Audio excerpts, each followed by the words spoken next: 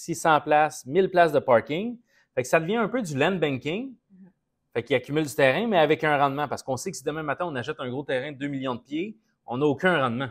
On a juste des taxes municipales, taxes scolaires à payer. Tandis que là, on fait du land banking, mais avec des rendements qui vont être 6,5, 7,5, 8,5 de cap rate. Puis souvent, c'est des prime spots qui vont rechercher aussi quand ils achètent ça.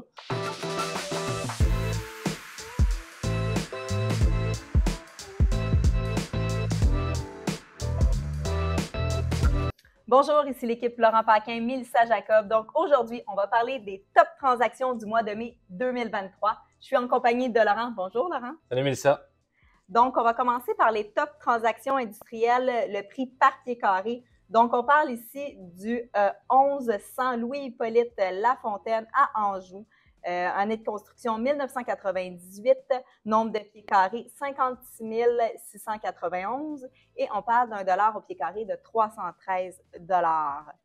Donc, on parle d'un immeuble vu direct sur la 25. C'est pour ça qu'on a un prix quand même assez élevé au pied carré.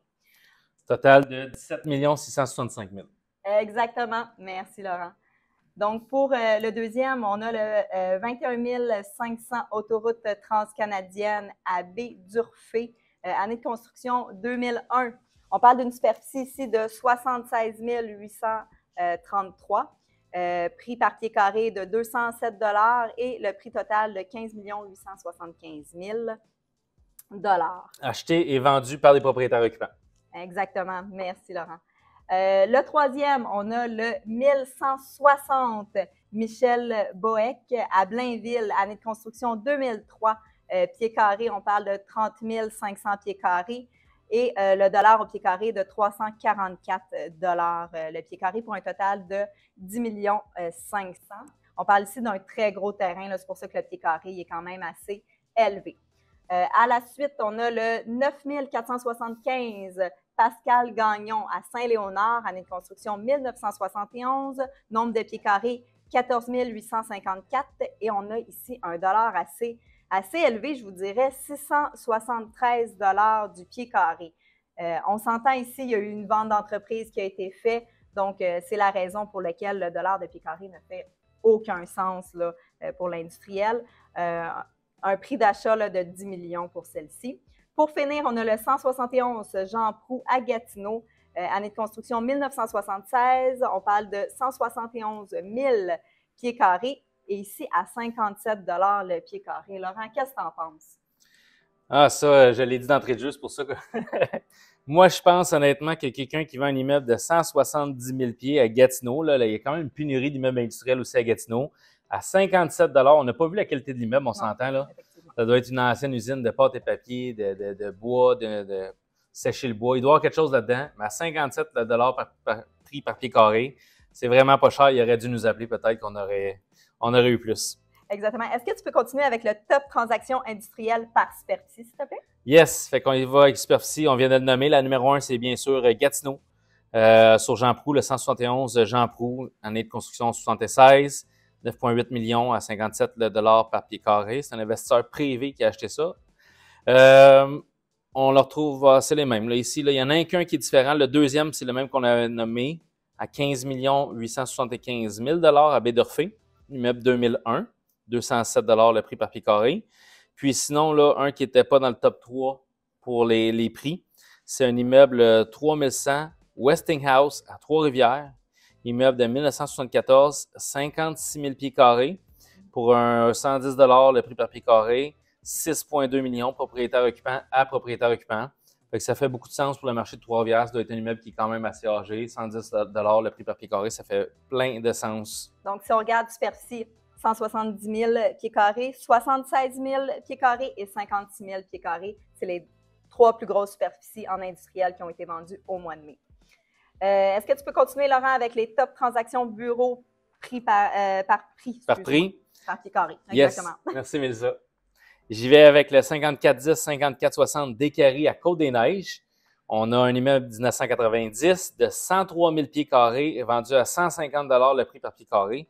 Donc, on voit là, le prix par pied carré des bureaux, il continue de descendre. Là. Effectivement. Surtout du type B, là, investisseur privé, acheté par un propriétaire occupant, une vente de 15 490 000. Après ça, on a, si je vais par prix encore, ça c'est une belle 284 le pied à Châteauguay. Le 20-25 boulevard industriel, immeuble 93, 7,2 millions.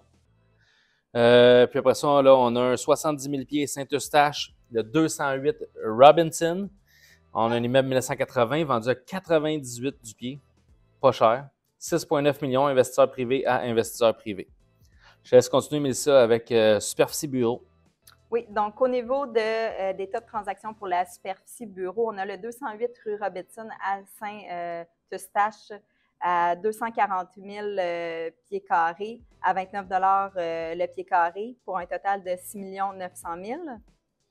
On a le 5410, 5460 Descaries, Côte-des-Neiges, année de construction 1990 à 84 937 pieds carrés à 182 le pied carré pour un 15 490 000. On a le 1335 rue King West à Sherbrooke.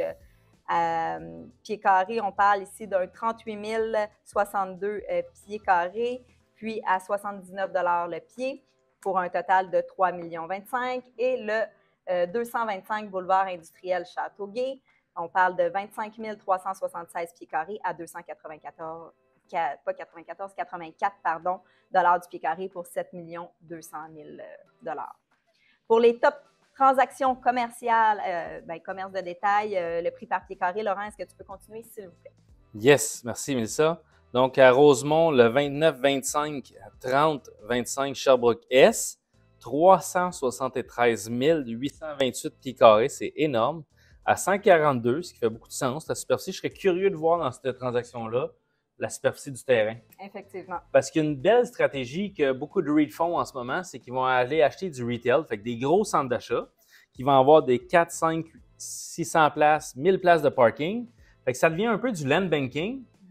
Fait qu'ils accumulent du terrain, mais avec un rendement. Parce qu'on sait que si demain matin, on achète un gros terrain de 2 millions de pieds, on n'a aucun rendement. On a juste des taxes municipales, taxes scolaires à payer. Tandis que là, on fait du land banking, mais avec des rendements qui vont être 6,5, 7,5, 8,5 de cap rate.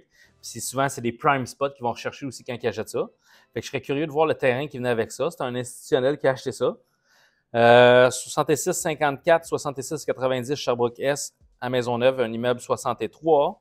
35 000 pieds, 331 du pied, quand même cher, 11,8 millions. Il va y avoir des bons locataires avec des très bons revenus. Là, on regarde tant les prix par pied carré, mais ce serait le fun aussi d'avoir, d'analyser si on va aller plus en profondeur. C'est bon de voir après ça, c'est quoi les revenus qu'il y avait là, avec ça. Là. Puis quel genre de baux, quel genre de locataires, etc. Oui, les locataires impactent dans le commerce de détail, effectivement. Oui, beaucoup. Le 230 Dorval, immeuble 1961, 28 000 pieds, 383. Le prix par pied carré, encore là, à 11 millions. Très cher. Je serais curieux de voir. Là, je suis surpris parce que les années, là, 61, 63, si ça serait neuf, ça ferait beaucoup de sens. Donc, si le coût de construction est rendu très cher, mais là, ceux-là, ils seraient analysés en profondeur. Il doit y avoir des gros terrains, il doit y avoir quelque chose qu'on ne voit pas nécessairement ici, là, mais on pourrait pousser plus en profondeur. Puis, on finit le 6700, 6710 Sherbrooke-S à Mercier, à Montréal. On a une transaction en immeuble 1967, 14 000 pieds, 700 pieds carrés à 353, 5,1 millions.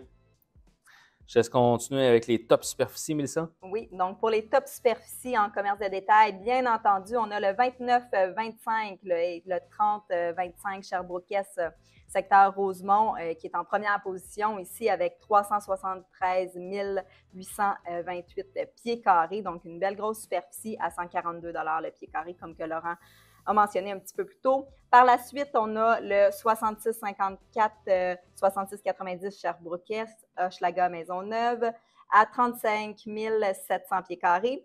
On a à 31 954 pieds carrés le 61-91 Saint-Léonard, Métropolitain S à Saint-Léonard, pardon, avec 31 954 pieds carrés. Et pour finir, à 28 730 pieds carrés, on a le 230 Dorval à Dorval. Donc, qui s'est vendu à 383 le pied carré. Oui, puis le seul immeuble, dans le fond, qui ne se retrouvait pas dans le top 3 pour le prix là-dedans, c'est lui de Saint-Léonard, là, 1986, 116.